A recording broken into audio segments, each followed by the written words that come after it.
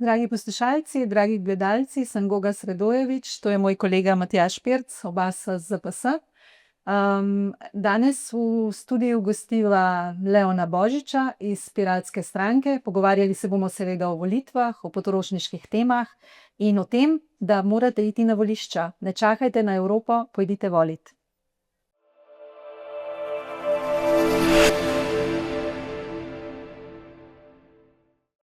Leon Božič iz Piratske stranke, veseli nas, da ste se odzvali našemu vabilu. Lepo pozdravljeni.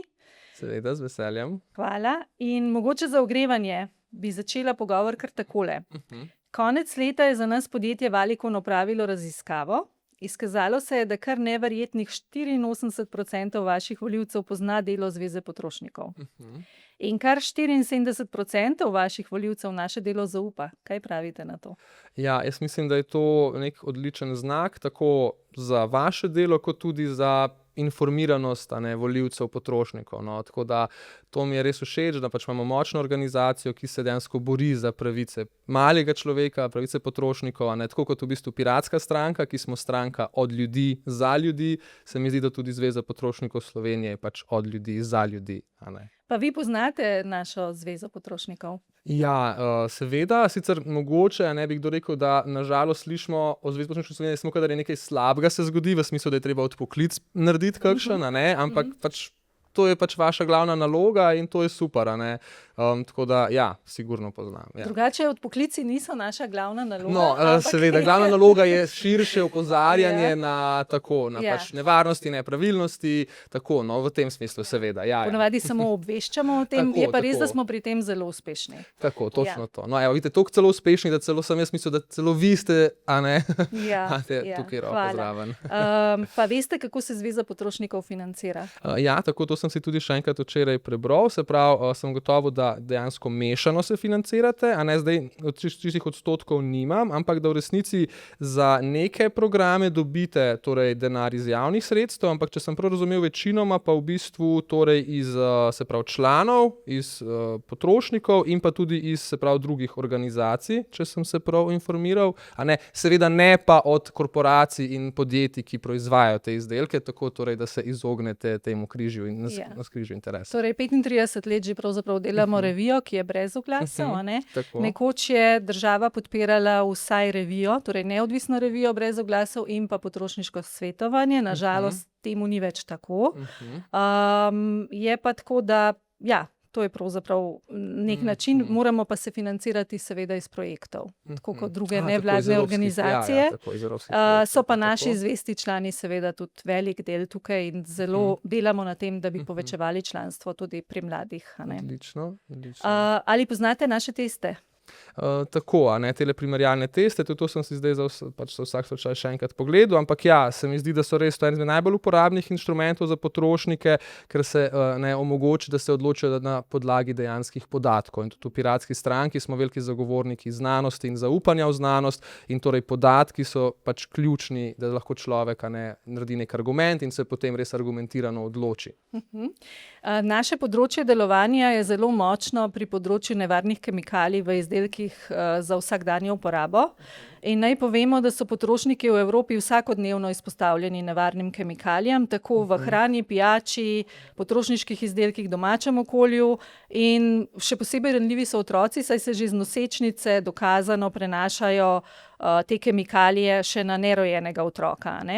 In 91% volivcev vaše stranke meni, da je kemijska varnost izdelkov pomembna oziroma zelo pomembna. Kaj o tem osebno menite vi? Vidite to kot velik, manjši problem? Seveda zakaj? Ne, to se mi zdi sigurno ogromno, eden ključnih problemov.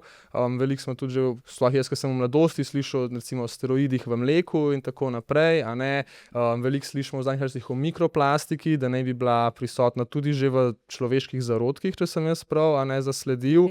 Torej, ti motilci hormonov in se mi zdi, da v resnici se ne zavedamo še zares, ker nimamo res dovolj študij, dolgoletnih raziskav in v bistvu sploh ne vemo zares, kako vse te slabe kemikalije na nas vplivajo. In to je v resnici kar strašljivo. Pač kaj vse mi uporabljamo, kaj dajemo vase, pa v resnici ne vemo, kakšen bo res dolgoročni učinek. Tako da, ja, sigurno zelo, zelo pomembna tema. In kakšno je stališče vaše stranke glede bolj robustne zakonodaje na tem področju, recimo nekega bolj učinkovitega nadzora, prepovedi prodaje določenih izdelkov, ki vsebujejo zdravju škodljive kemikalije? Ja, seveda. Mi mislimo, da tukaj mora biti, treba je okrepiti nadzor, to mora biti močneje, vse te odločitve morajo biti zelo transparentne, recimo zakaj se nekdo odloči, zakaj se mogoče na kakem razpisu favoritizira določeno podjetje, določen izdelek. Torej smo tukaj na strani potrošnikov, ne na strani podjetij. No. Torej ljudje res ne vejo, kaj se zares dogaja. Sem vam pa to vprašanje postavila, zato ker v Evropi ravno potekajo pogajanja o tako imenovanem kemijskem omnibusu in zadeve nikakor ne gredo v smeri nekih bolj kemijsko varnih izdelkov, ampak pravzaprav gre za rahljanje predpisov. Tako, ja. In s tem naj bi zagotovili večjo konkurenčnost evropske kemijske industrije, ampak kar 65% vaših volivcev zagovarja še bolj strogo zakonodajo in nadzor na področju kemijske varnosti. Se vam torej ne zdi, da v tem trenutku v Evropi na področju kemijske varnosti odločevalci delajo v nasprotju z vašimi volivci? Ja, jaz se popolnoma strinjam s tem. Se pravi, pomembno je, da ljudje ne žrtvujemo našega zdravja, naše prihodnosti, zdravja naših otrok na vse zadnje, zato da se poveča neka konkurenčnost, ki ponavadi se bolj pozna lastnikom podjetij kot pa povprečnemu delavcu. In tukaj je tudi velik problem v resnici z Evropsko unijo, ker se tudi mi zavzemamo za to, da bo bolj demokratična. Recimo, da bomo ljudje lahko predlagali zakone v Evropskem parlamentu. Evropski parlament sploh nima možnosti, da bi predlagal zakone, in to je sigurno ena zelo velika pomanjkljivost Evropske unije. Torej, ni dovolj demokratična. Recimo nekaj zelo zanimivega se je zgodilo, ko smo mi na Zvezi potrošnikov testirali prisotnosti bisfenola v spodnjem berilu, in potem so nas obvestili iz nekega slovenskega podjetja, ki je eden največjih proizvajalcev funkcijske preje, da njihove stranke že zahtevajo izdelke, ki ne vsebujejo bisfenolov, in da je to pravzaprav njihova konkurenčna prednost. Se vam torej ne zdi, da so konkurenčnost prav res bolj kakovostni, varni izdelki in ne pa nižanje teh varnostnih standardov? Tako, točno to. Mi smo država, ki smo recimo prvi svet, najbolj razviti svet, in mi točno na tem moramo delati, na kvaliteti, na tem, da ljudje vejo, kaj kupujejo, in za neko Kitajsko, Indijo mi nikoli ne bomo mogli tekmovati in se bo razvilo samo nek se pravi race to the bottom oziroma dirka do dna, torej kdo bo lahko te izdelke čim ceneje prodajal, in to sigurno ne bo dobro. Mislim, dobro bo mogoče v smislu, da bojo ljudje imeli malo cenejše izdelke, ampak pomembni so dolgoročni učinki, sploh na zdravje. Torej, bi bili pripravljeni aktivno sodelovati, podpreti zakonodajo, ki bi v Sloveniji zagotovila večjo kemijsko varnost državljanov? To sprašujem tudi zato, ker imamo pobudo Zveze potrošnikov Slovenije o prepovedi hormonskih motilcev v dudah, recimo. Tako, ja, vsekakor.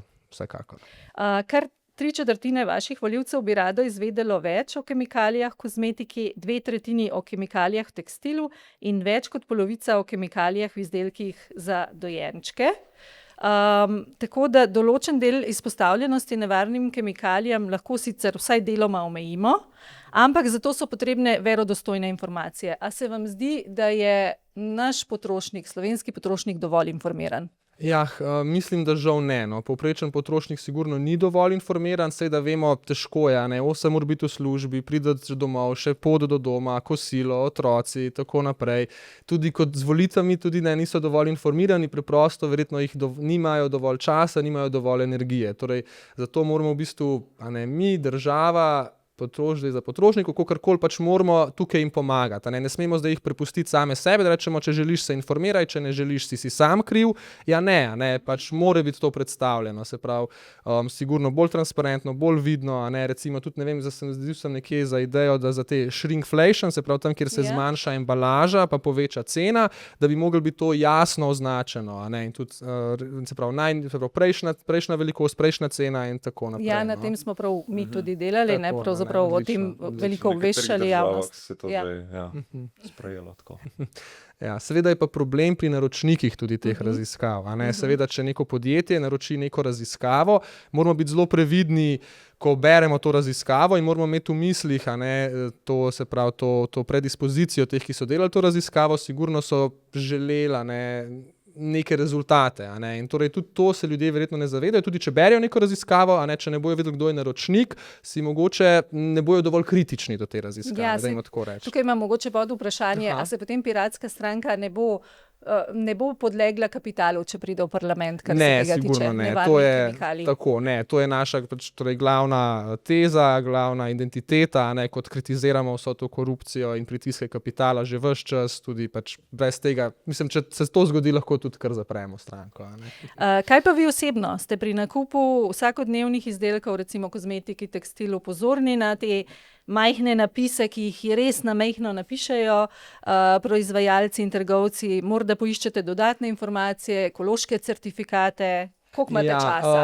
Jaz imam v resnici zelo veliko srečo, da je moja punca doštudirala živilstvo in prehrano in potem tudi magistrirala iz prehrane, tako da jaz v resnici tukaj zaupam njej. Ampak ona pač, ker je to njen fah, seveda se pač zelo pozanima, pogleda, a ne, recimo zato sem se naučil, da razlika med hot dogom in hrenovko je dejansko v sestavi in tako naprej. Ne gre samo za poimenovanje, ampak zakonodaja določa, kdaj lahko ti nekemu mesu rečeš hrenovka, a ne.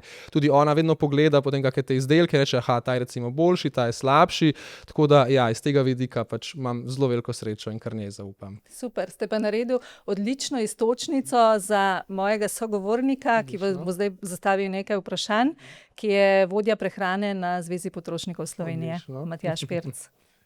No, tako kot ste že sami izpostavili, pač te informacije v drobnem tisku na zadnji strani embalaže pač pogosto spregledamo ali pa nimamo časa, niti znanja, da bi to sploh interpretirali, ampak na srečo pa tukaj oglaševalci poskrbijo, da pač vidimo informacije na sprednji strani embalaže in ravno to je v bistvu tudi predstavlja, bomo rekli, kar velik problem. Zdaj živimo v svetu, kjer nas oglasi obkrožajo praktično povsod, na spletu, v tisku, v trgovinah, družbenih omrežjih, televiziji, videoigrah, skratka povsod. V tem svetu živijo seveda tudi otroci in mladostniki. In znanost v bistvu kaže, da ima ravno ta izpostavljenost oglasom, nenehna izpostavljenost oglasom, zelo velik vpliv na prehranske vzorce otrok in mladostnikov in pa tudi seveda dolgoročno na njihovo zdravje. Torej, zelo jasno in nedvoumno je dokazana ta vzročna povezava med izpostavljenostjo oglaševanju, spremembam prehranskih vzorcev, povišanju vnosa, torej energijsko bogatih hranilno-revnih živil, in pa seveda tudi razvoja debelosti. Torej, znatno se poveča tveganje za razvoj debelosti. Vse to pa se seveda dogaja v času, ko pač je recimo v Evropi že vsak tretji otrok, mladostnik prekomerno težak oziroma živi z debelostjo. Zdaj v bistvu govorimo že o nekem konkretnem javnozdravstvenem problemu. In mnoge države se s tem že spopadajo, omejujejo, zaostrujejo zakonodajo, recimo Velika Britanija, Norveška, Danska dela na tem, Avstralijci so tukaj precej aktivni, tudi bomo rekel, kar zelo nekako orijo ledino na tem področju. V Sloveniji se pa zdi, da smo tukaj še tako malo, bomo rekel, malo še sanjamo na tem področju. Ne zavedamo se še povsem tega vpliva in me v bistvu zanima, kakšno je vaše mnenje, zakaj smo v Sloveniji na tem področju pri zaostrovanju zakonodaje na področju oglaševanja otrokom in mladostnikom še vedno zadaj, zakaj se nič ne dogaja, zakaj se nič ne zgodi. Ja, verjetno največji problem je sigurno ta osveščenost, a ne, ljudje pač se še ne zavedajo dovolj tega problema, tudi vemo vsi, da stvari nam vedno prihajajo z nekim zamikom, a ne, tako da sicer mislim, da to počasi bo, no, da se bo to počasi izboljšalo, to zavedanje, se tudi mi moramo delati na temu, da se na to opozarja, ampak ja, se strinjam, da je to v resnici že zdravstveni problem in sigurno se da iti v neke rešitve, recimo omejevanje embalaže, a ne, videli smo recimo za kajenje, ne, za tobačne izdelke nam je uspela, ne, torej to prepoved oglaševanja, to je itak že dolg časa, potem pa tudi, da se pravi embalaža, da ne sme biti barvna, ne sme biti zanimiva, mora biti pač enotna, dolgočasna in seveda opozorilne nalepke morajo biti gor, a ne. Se pravi, to je recimo ena smer, o kateri lahko razmišljamo, da bi šli. Tobačna industrija je zelo dober primer, bi rekel, no, kjer smo to nekako premagali, to oviro, ampak vedno potem slišimo protiargumente, no, sploh s strani gospodarstvenikov, oglaševalcev in tako naprej, da pač takšni ukrepi zavirajo gospodarsko rast in da pač nekako dolgoročno s tem plujemo v lastno skledo, če tako rečem. Kakšen je vaš odgovor na ta argument, da to v bistvu zavira in ustavlja gospodarstvo? Ja, a ne, spet bi rad izpostavil, da moramo se vprašati, ali je res vredno žrtvovati zdravje, prihodnost, a ne nas in naših otrok za neko gospodarsko rast, če si dovoli mogoče, a ne malo komerčnega vložka. Poglejte, recimo, vzajmo za primer svet Gospodarja prstanov. A ne? Tam imamo dva recimo sveta, a ne? Imamo ta svet, kjer živijo vilini v Rivendalu, a ne? In tam pač vse, kar imajo, a ne, raste v zemlji, ni a ne pomanjkanja ničesar, ampak pač tudi ni industrije in verjetno njihova gospodarska rast je verjetno blizu 0% na leto. A ne? In na drugi strani imamo ta temačni svet, a ne, temnega gospodarja Saurona v Mordorju, kjer pač je industrializacija, tovarne, a ne, to poteka vse po gladko kot po maslu in sigurno je tam gospodarska rast, ne vemo, 20-30%, a ne. In zdaj se moramo vprašati, ampak kje bi pa mi raje živeli, a ne. Zelo mi je všeč ta Zelo dobra prispodoba, res. Okay, ampak zelo pogost argument je pa tudi, da v bistvu niti to ni naloga gospodarstva, niti države, da tukaj je pač to vloga in naloga staršev in izobraževalnega sistema v bistvu na nek način. Torej, kaj pa porečete na ta argument? Torej, da je v bistvu odgovornost na starših in na izobraževalnem sistemu, da pač otroke naučijo, katerim glasom verjeti, katerim ne. Ja, sigurno nekaj odgovornosti je sigurno tukaj na starših, ampak moramo se pa zavedati, da pač ljudje smo tisti, ki ustvarjamo našo družbo. A ne? In tudi ti starši živijo v naši družbi in potem vrednote iz naše družbe prenašajo na svoje otroke. Se pravi, a ne, ni zdaj vsak starš nek otok, popolnoma neodvisen od tega, kar se dogaja v družbi, ampak točno to, a ne, on je bil nekoč otrok, on je vse to se priučil, a ne, skozi socializacijo in on zdaj potem to prenaša naprej. Torej, mi moramo spremeniti družbo, če želimo spremeniti posameznike, želimo spremeniti starše in posledično bojo oni tudi spremenili otroke. Torej, ne, to je družbena odgovornost, no. Zelo težko se je, tako kot ste rekel, ampak tudi najbolj zelo težko se je sploh zoprstaviti temu, če si ne, z vseh strani obkrožen zaglasje. Tako, a ne, se pravi, seveda, če starši pač, če je za starše to samoumevno, normalno, oni pač to živijo vsak dan, seveda, ni nujno, da se bojo zdaj kar sami od sebe o tem spraševali. Ampak kje vi vidite največjo oviro? Je to na strani politike, da se nič premakne iz strani? Je to vpliv industrije mogoče? Je to, ne vem, zakonodajna ovira? Ja, seveda, jaz mislim, da je to vse povezano, ampak sigurno so pač pritiski, kakor smo rekli prej, oglaševalcev, firm, a ne kapitala, no, če se tako izrazim, a ne. Torej pač oni si pač preprosto ne želijo sprememb, politika, a ne, tudi nažal sploh v Sloveniji preveč poslušna kapitalu in pač seveda, ne, lahko priznamo, so tudi trenutno bolj pereči problemi, a ne, in tudi zato se potem uporablja, ne, kot neki izgovor, ne, rečejo, ja, saj to je problem, ampak glejte, pač imamo močnejše, hujše, bolj urgentne probleme in se to nekako pometa pod preprogo, no. Tako da jaz bi rekel, da predvsem točno to, gospodarstvo, gospodarska rast, a ne, ta mantra kapitalizma, ki pač potem se je vse podreja, a ne. Jaz bom tako rekel, jaz vedno rečem, da če bi malo preračunali, koliko bi recimo prihranili v javni blagajni nekega denarja, če bi pač investirali v to, da se omeji oglaševanje, bi najbrž marsikdo konkretno premislil, ker prihranek denarja pri zdravljenju, ki gre v bistvu, ki je namenjen zdravljenju debelosti in vseh z njo povezanih sindromov in pridruženih bolezni, je odtehta to, da pač se prodamo več določenih izdelkov. No, tako, ne, tukaj se popolnoma strinjam in to so potem neki te, a ne, prijemi, kjer res je potrebno raziskave in potem ljudem razložiti. Kakor recimo z uvedbo 4-urnega delovnika kažejo rezultati raziskav, da se dejansko produktivnost delavcev poveča. A ne, zdi se kontrainduktivno, a ne, pač delali bojo manj, ampak produktivnost bo večja, ampak ja, a ne, in torej to bo boljše in za delavce in za delodajalce, samo morajo to delodajalci sprejeti in uveljaviti, a ne, in to je najtežji del. A pa bi v bistvu, se pravi, vaša stranka, no, se mi je jasno iz vaših odgovorov, pač podpira v bistvu zaostrovanje zakonodaje na področju oglaševanja otrokom. Tako. A je to zelo visoka prioriteta, oziroma kaj konkretno bi sploh lahko naredili, oziroma kaj predlagate, da bi se recimo naredili na tem področju, oziroma kaj bi bil prvi nek tak logičen, realno izvedljiv ukrep? Ja, sigurno, to je zdaj kar zanimivo vprašanje, a ne, recimo, mogoče ta omejitev embalaže, to je verjetno bolj na dolgi rok, mogoče sladke pijače, a ne, tudi na tem vem, da se je veliko delalo v preteklosti, tudi ko sem bil v srednji šoli, so nam, takrat sicer nismo tega cenili, ampak so nam vzeli avtomate ven iz naše srednje šole, a ne, ker se je točno to začelo delati proti temu, a ne, in to je sigurno nekaj takega. To je potem mogoče večje te nalepke, več teh opozoril, sigurno mogoče shrinkflation, da se to začne, mogoče to ni samo z otroci povezano, ampak ja, no, torej res so neke bolj večje te nalepke, večje označbe, sploh za sladkor in za to, mogoče, da je to najbolj realistično tak na kratki rok, no. Ampak z veseljem pa seveda slišimo tudi vaše predloge in sodelujemo s strokovnjaki, ker točno to je tudi poanta Piratske stranke. Ne? Mi nismo te, ki vemo vse in vemo najbolje, ampak mi smo te, ki zaupamo strokovnjakom, ljudem, ki pa celo življenje delajo na svojem področju, ki imajo ogromno znanja in pač, a ne, spet to je nekaj, kar mora biti vprašanje stroke, ne politično vprašanje, ampak stroka mora tukaj določati, a ne. Zdaj recimo še to omenim, no, pač mi smo, Zveza potrošnikov Slovenije je poleti 2025 izvedla anketo med 1450 Slovenkami in Slovenci, potrošniki, in smo jih v bistvu pač malo smo poprašali, kako oni gledajo na ta problem oglaševanja otrokom in izpostavljenosti oglasom. In jih je bilo v bistvu 88% anketirancev je bilo mnenja, da so slovenski otroci preveč izpostavljeni spolnemu oglaševanju. Kar je pa še bolj zanimivo, je pa to, da jih je 93% podprlo zaostritev zakonodaje, 88% pa celo popolno prepoved oglaševanja otrokom, ne glede na mediji. In zdaj v bistvu, če vas vprašam, pa rečemo, da je kar ja, ne odgovor. Okay. A se načelno strinjate s popolno prepovedjo oglaševanja hranilno neustreznih živil otrokom? Tako, rečemo kar ja, a ne, torej ne sme se targetirati otrok, ampak seveda moramo biti previdni, če bi recimo šli neko preverjanje starosti in tako naprej, a ne na internetu, to pa je mogoče že lahko sporno, a ne. Torej ne bi podprli tega, da se pač preverja starost na internetu, ampak da se že pri oglaševalcih, a ne, res določi take smernice, da se pač ne smejo biti oglasi narejeni na tak način, da bo to otrokom privlačno, a ne. Torej ne smejo biti neki karakteri, izrisank, barve in tako naprej.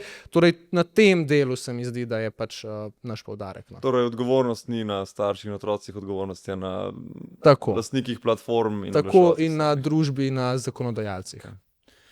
Jaz mislim, da se lahko premaknemo na... Jaz bi samo to dodala, da pri starših je itak težko, a ne, zaradi tega, ker pri nas, tudi v naši kulturi, je hrana velik del nagrajevanja. Ja. In tolažbe. Vsej hrana je vir užitka in tudi užitek je del zdravja, ne. Saj tudi moramo to poudariti, da ne... Mislim, ta živila ne rabijo niti oglasov, ne, sladka živila, maščobna živila so okusna, jih lahko uživamo v zmernih količinah in ne rabijo reklame, ker so nam že v osnovi privlačne. Tako, a ne, sladkor je res, ja... Tako. Ampak zakonodaja pa nikoli ni sladka. Zato se zdaj premaknemo na naslednjo temo. Pri okusih tako. Predvsem pa se zdi pri nas, a ne, da zakonodaja nekako ne zadostuje, da so to le mrtve črke na papirju, da ne opravlja svoje naloge. Brez učinkovitega nadzora hitrih, dostopnih pravnih poti ter brez močnih strokovnih in neodvisnih potrošniških organizacij, torej pravice ostajajo nekako prepuščene volji trga. Kakšno je stališče vaše stranke glede krepitve vloge Tržnega inšpektorata Republike Slovenije, pospešitve in pocenitve sodnih postopkov s področja potrošniških pravic ter sistemske podpore neodvisnim potrošniškim organizacijam? Mogoče to ste nam pisno že odgovorili, ampak da še naši poslušalci in gledalci torej tukaj to slišijo. Se mi zelo močno s tem strinjamo. Naš tržni inšpektorat je res izjemno podhranjen, a ne tako kadrovsko kot finančno.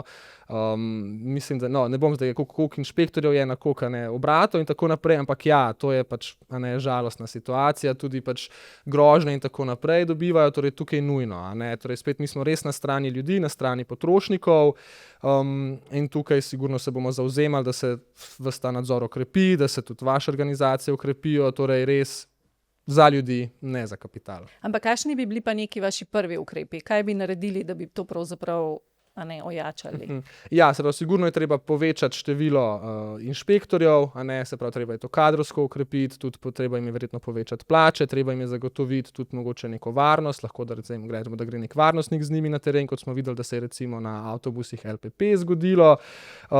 Se pravi, potem tudi treba je sprejeti sigurno zakonodajo, da bo to močnejši, da bojo imeli več pooblastil, a ne, da bojo mogoče kazni, da bojo se pravi večje.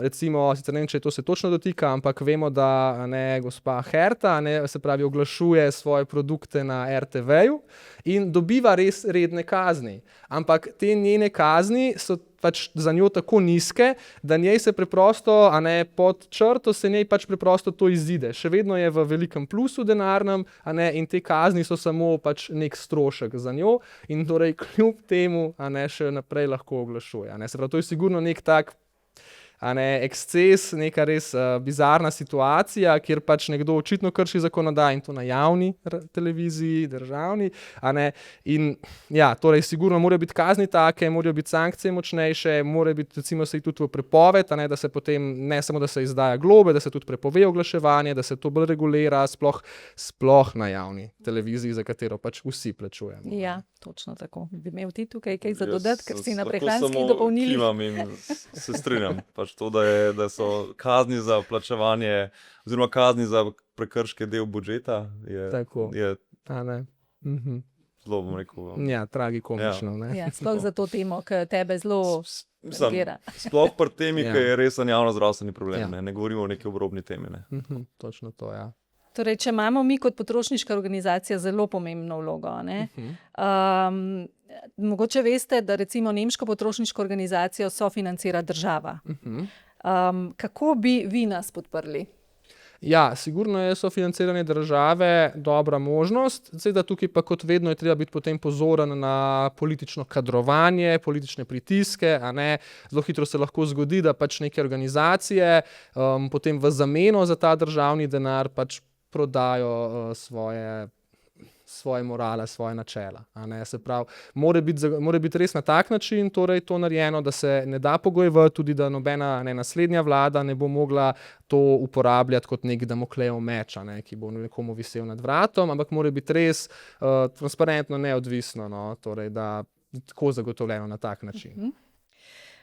Zdaj pa mogoče še malo o javnem prevozu. Vi ste nam v vašem pisnem odgovoru zelo nazorno, podrobno odgovorili pravzaprav na naša vprašanja, ampak nam se zdi vedno, da potrošniki pravzaprav na ta javni prevoz čakamo iz mandata v mandat. Vse stranke nekako rečejo, ja, to se ne da v enem mandatu urediti, a ne, in rabimo pravzaprav, volite za nas še 2-krat, 3-krat, 4-krat, da bomo pravzaprav mi to lahko uredili.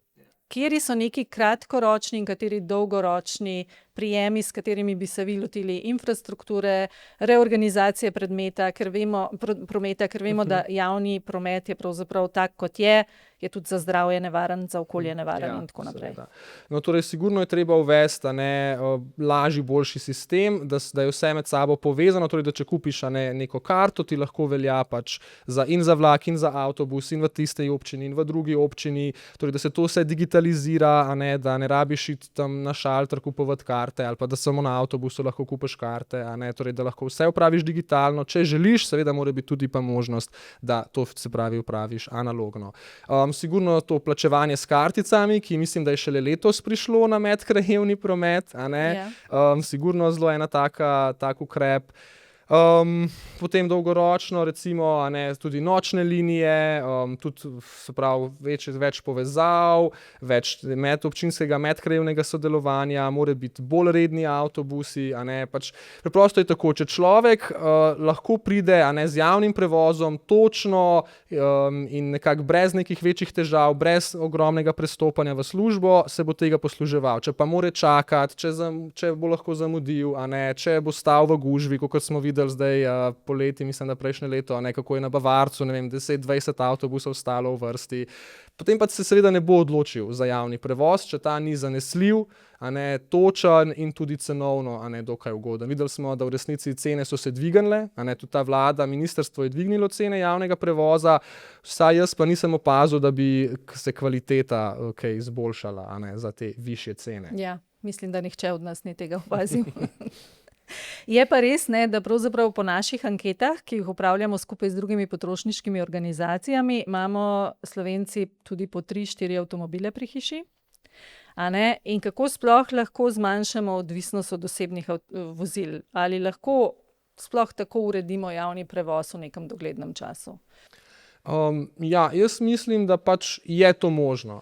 Če je volja, se bo to dalo. Seveda je problem, ker javni prevoz ni zdaj zelo dobičkonosna stvar in tudi ne sme biti. To je javni servis, to je nekaj, kar obstaja za ljudi, da ljudem olajša življenje in v bistvu jim ga celo omogoča, sploh danes, ko pač delamo vsi daleč od doma in pač moraš se nekako do tja transportirati in torej to je pač ključno. Leon, vi uporabljate javni prevoz? Ja, jaz tudi ga pač velikokrat ga uporabljam, rad ga uporabljam, ne sicer najraje v teh prometnih konicah, ko pač so avtobusi tako polni, sploh iz dijaških dni se spomnim, da včasih sploh nisem prišel gor na avtobus, a ne recimo na številko 6, je tako bila nabito polna, da nisi prišel gor. Ja, a ne. Včasih se je zgodilo, da so bile take zamude, da sta prišla en za drugim in ta prvi je bil čist nabit in drugi je bil čist prazen, a ne. To je spet očitno nek problem, ni te optimizacije, niso sistemi dovolj dobro zastavljeni, a ne. Tako da, ja, rad, ampak žal pa ni še dovolj zanesljiv, no, da bi pač bil, a ne, res to super najboljša možnost, tako da se rajš poslužujem veliko tudi kolesa, recimo. Slogan naše revije ZPS Test je živeti pametno, za trajnosten, preudaren in kakovosten življenjski slog. Ali bodo volivci, če pridete v parlament, lahko rekli, vaši volivci, da živijo bolj pametno, bolj kakovostno, bolj trajnostno, bolj preudarno? Ja, sigurno. To je v resnici tudi naš glavni cilj, a ne, da pač državo, ki mora delati v javnem interesu, mora delati za ljudi, da jo pač preusmerimo nazaj, da res dela točno za te ljudi, za naš državljane, a ne. Mi, ki tukaj živimo, ki pač vsak dan hodimo v službo, plačujemo položnice, najemnine, vzgajamo otroke, bodoče delavce, a ne, in pač res v resnici žrtvujemo ogromno, ne, zato da pač družba, a ne, funkcionira kot celota. A ne, na drugi strani pa pač imamo ljudi, ki pa več ali manj samo profitirajo potem od našega truda. A ne. Ampak kaj se bo pa za nas, potrošnike, spremenilo na bolje, če boste vi v parlamentu? Ja, sigurno javni prevoz bo ena izmed prvih stvari, ki se jo bomo lotili, ko bomo v parlamentu, a ne. In to bo pač treba urediti. Recimo, zdaj primer, se nahajamo pač v Ljubljani in sigurno v Ljubljani bo to ena velika prioriteta, sicer to bojo lokalne volitve, ampak recimo, ne, samo na hitro omenim, zdaj se bo, ne vem, koliko milijonov se bo vložilo v tiste ladjice po Ljubljanici, da se bojo pelale za turiste, a ne, da ne omenim, koliko milijonov, 60, 70, 80 je šlo v Ilirijo, v to kopališče, zdaj mislim, da več kot 100 milijonov bo šlo v ta nov stadion atletski, a ne.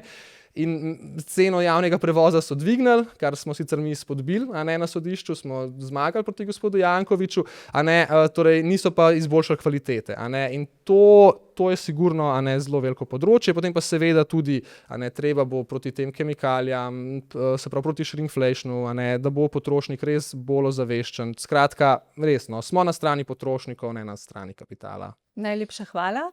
Leon, hvala za pogovor, pa lahko rečeva, ne čakajte na Evropo in pojdite na volišča. Je tako? Točno to. Pejte volit, to je res najbolj pomembno, to je naša državljanska dolžnost in pač samo tako dejansko lahko vplivamo na širšo družbo.